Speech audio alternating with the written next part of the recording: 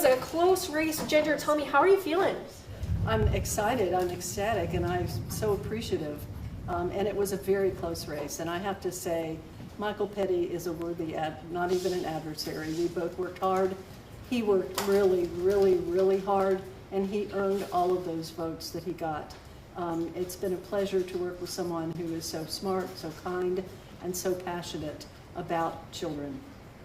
Well, Ginger, we know a little bit about you. According to your campaign website, we know that you've spent 30 plus years in education here in Bay County. You've also previously served on the school board for 13 years.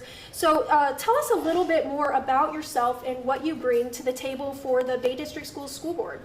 Well, I've been in education for a very long time. I've been a classroom teacher. I have been an administrator. I have been a consultant for the state of Florida, way back under Jeb Bush when we first started standards-based education. I've been the director of the STEM Institute at FSU Panama City, and I've been on the school board. So I've seen education inside, outside, upside down. And so tell us a little bit about your goals with being on the school board. What do you hope to accomplish in your term? One of my big issues is we have spent a lot of time working on schools that struggle. They've always struggled and they continue to struggle. We've got to break that cycle. We've got to do something so that these children achieve just like everybody else. And I'm committed to doing that. We've got to up the ante on all of our kids. They need to be taking hard upper level math and science classes. We've got jobs coming into town. They're not flipping burgers. These are people that need to know math and science, and we want our kids to be able to access that. So some people said, well, what would you use that for? We're going to keep all doors open. If you have to work a little harder for an Algebra 2 class, then get out there and get it done, because that keeps the door open for you. As I've said before, every child can fly, some just need a longer runway.